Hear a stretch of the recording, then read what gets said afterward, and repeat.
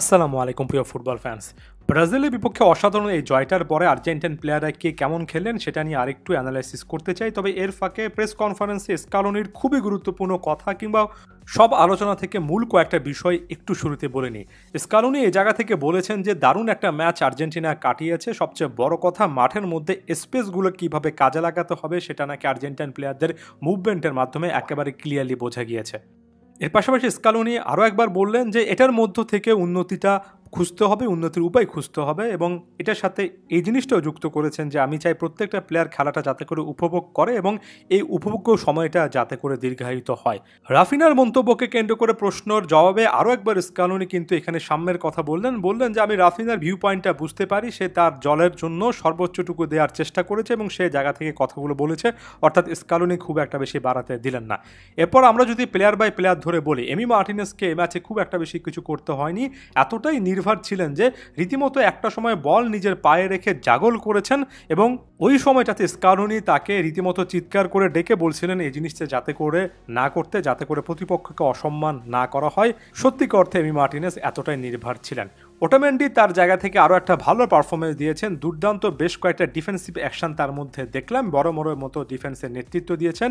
Romero হয়তোবা lapse of কনসেন্ট্রেশনের জন্য গোলটা কনসিড করেছেন এবং এমন টাইপের ভুলগুলো থেকে অবশ্যই নিজেকে দূরে রাখতে হবে। তবে এরপরে বল পায়ে অনেকটুকু ওভারল্যাপ করে উপরে উঠে এসে ক্রিস্টিয়ানো রোমেরো কিন্তু আসলে দেখিয়েছেন যে তার ওভারঅল স্কিলটা কি, রোমেরোর উপর আস্থা থাকছে। একটা ভুল আপাতত আমাদের ভুলে যেতে হবে। নাহুল মলিনা তার জায়গা থেকে কঠিন একটা চ্যালেঞ্জের মুখে পড়বেন এটা অনেকে আশা করছিলেন, তবে সেই জায়গা থেকে খুব একটা বড় রকমের কোনো কিছু তাকে ফেস করতে হয়নি। ফাইনাল থার্ডে বড় মতো কন্ট্রিবিউট করেছেন। এনজোর এই গোলটাতে তিনি কিন্তু অবদান রেখেছেন।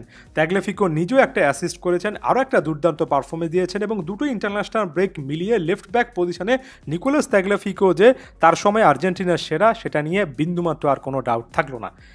এই ইন্টারন্যাশনাল ব্রেকটাতে আমার কাছে মনে হয় অনেকেই কামব্যাক করেছেন, যেমন জাতীয় দলের জার্সিতে লিয়ান্দ্রো পারেদেসের একটা অসাধারণ কামব্যাক আমরা দেখেছি। 61টা পাস খেলেছেন, তার মধ্যে 59টা অ্যাকুরেট ছিল, 97% পাসিং অ্যাকুরেসি। এক কথায় দুর্দান্ত ফুটবল, ডিফেন্সিভ অ্যাকশনগুলো পারফেক্ট ছিল। দূরপাল্লার একটা শট থেকে তো গোল পেয়েও যাচ্ছিলেন।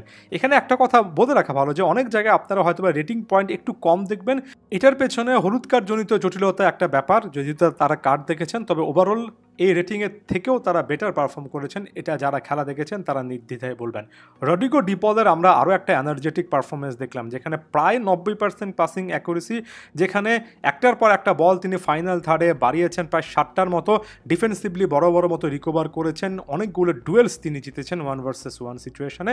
এরপর যদি এনজো ফার্নান্দেসের ক্ষেত্রে যায়, জাতীয় দলের জার্সিতে অন্যতম সেরা এবং অনেকের চোখে সবচেয়ে সেরা পারফরমেন্সটা দিয়েছেন তিনি।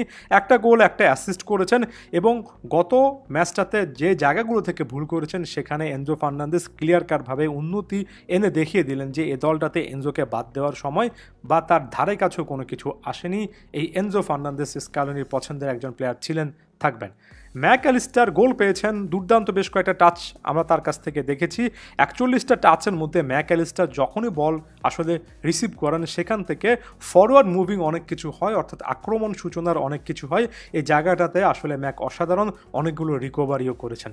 থিয়াগো আলমাদাকে আপনি হয়তো একটু কম ইনভলভ দেখেছেন আগের ম্যাচের তুলনায়, তবে স্টিল 83% পাসিং অ্যাকুরেসি, সব মিলিয়ে অপোজিশন বক্সে 2-3টারও বেশি টাচ, একটার পর একটা লিঙ্ক আপ করা পাস, যেমন আলভারেজকে দিয়ে যে গোলটা করিয়েছেন সেটার মাধ্যমে আলমাদা তো এবারের ইন্টারন্যাশনাল ব্রেকে নিজের ক্যারিয়ারটা রিভাইভ করেছেন। আমার কাছে তো মনে হয় এবারের এই দুটো ম্যাচ মিলিয়ে থিয়াগো আলমাদা সবচেয়ে উইনার একটা পজিশনে আছেন এবং আলমাদা যে স্কালোনির 2026 বিশ্বকাপ প্ল্যানে খুবই গুরুত্বপূর্ণ একজন সদস্য হবেন সেটা এবারের ইন্টারন্যাশনাল ব্রেকের মাধ্যমে আলমাদা প্রমাণ করেছেন।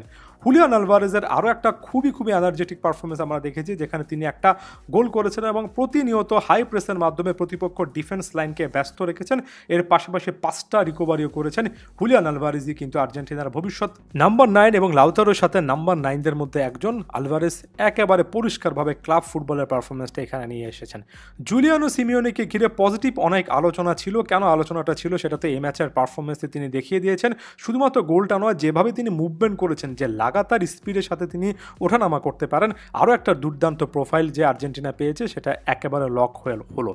আপনারা কি একেবারে শেষ মুহূর্তে সে মেদিনার স্কিলফুল বেশ কয়েকটা ডিসপ্লে দেখেছেন, বিশেষ করে প্রতিপক্ষের কর্নার লাইনের আগে পরে মেদিনাও কিন্তু বল পায়, খুবই স্কিলফুল একজন ফুটবলার। নিকো পাজের ক্ষেত্রে একই রকমের কথা প্রযোজ্য। প্যালাসিওস মিডফিল্ডে গেমটা কন্ট্রোল করতে পারেন, আনহেল কোরেয়া সাব প্লেয়ার হিসেবে সবসময় ভালো একটা অপশন। সব মিলিয়ে এবারের ইন্টারন্যাশনাল ব্রেকে সবচেয়ে বড় পাওয়া হচ্ছে এমন একটা স্কোয়াডটাকে আরও একবার পরিচিত করে তোলা সবার সামনে, যেখানে লিওনেল মেসি নেই, লাউতারো মার্টিনেজ নেই, একেবারে দলের মুখ্য প্লেয়ারদেরকে বাদ দিয়েও আর্জেন্টিনা এতটা দুর্দান্ত ফুটবল খেলেছে। আগের ম্যাচটাতে চলে যান, মার্সেলো বিয়েলসা বলেছিলেন যে আপনারা যদি মনে করেন যে এই দলটার বেঞ্চে যারা আছেন তারা অনেকটুকু পিছিয়ে আছেন, এটা আসলে ভুল। এখানে লিওনেল মেসি ছাড়া বাকি সকলের ক্লাস অনেক কাছাকাছি, খুবই স্কিলফুল প্লেয়ার আর্জেন্টিনার কাছে আছে। সেটার আরও একটা চাক্ষুষ প্রমাণ কিন্তু এই ম্যাচটার মাধ্যমে হলো। এটা সত্যি অসাধারণ একটা অনুভূতি। ধন্যবাদ সবাইকে।